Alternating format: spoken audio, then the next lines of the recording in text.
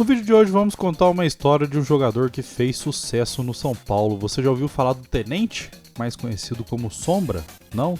Então vamos contar uma história bacana das antigas do nosso futebol. O Tenente foi um jogador, que fez muito sucesso no cenário catarinense, até ser negociado com o São Paulo na temporada em 1965.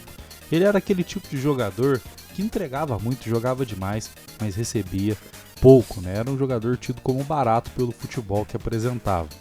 O seu apelido Sombra, foi criado aí pelo comentarista Mário Moraes, O Tenente disputou ao todo 181 partidas pelo São Paulo, com 89 vitórias, 45 empates, 45 derrotas e 3 gols marcados. Os números foram publicados aí no Almanaque do São Paulo de Alexandre da Costa.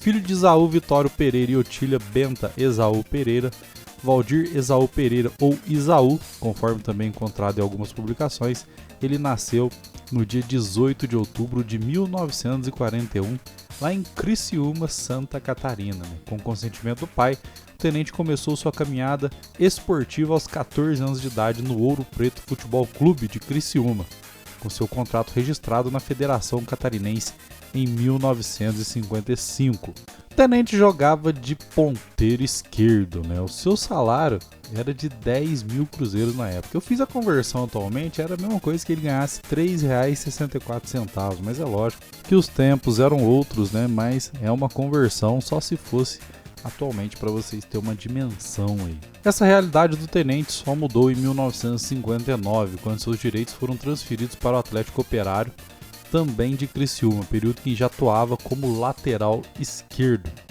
O ano era 1961 e surgiu o interesse do Esporte Clube Metropol de Criciúma, onde conquistou os títulos catarinenses de 61 e 62.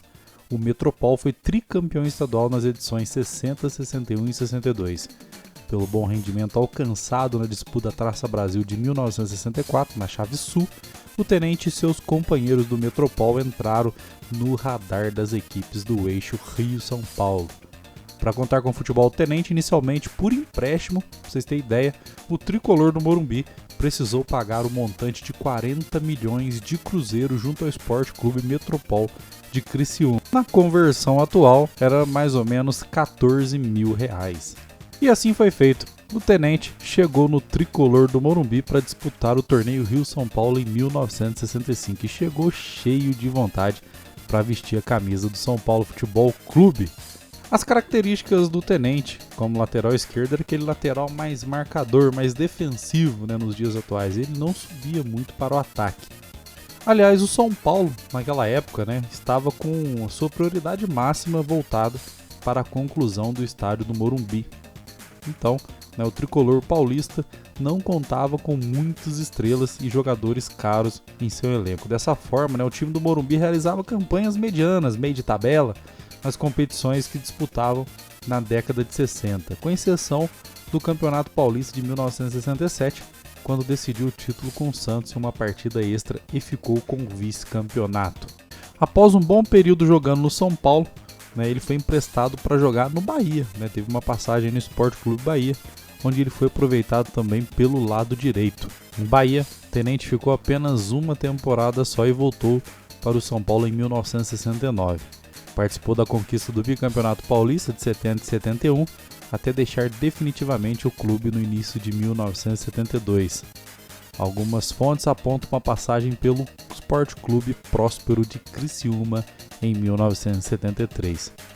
De acordo até com o site do Terceiro Tempo, sessão que fim levou, do jornalista Milton Neves, Tenente era motorista de caminhão e faleceu de infarto ao volante no dia 12 de março de 1996 em Criciúma. Então deixo aqui uma singela homenagem ao Tenente, jogador, o Sombra, conhecido por alguns, que atuou no São Paulo, no Bahia e no futebol catarinense. E assim eu encerro mais uma história aqui no canal do Toque para vocês, contando a história de grandes jogadores que jogaram no nosso futebol brasileiro. Te espero no próximo vídeo, hein? Um grande abraço, fique com Deus e fui!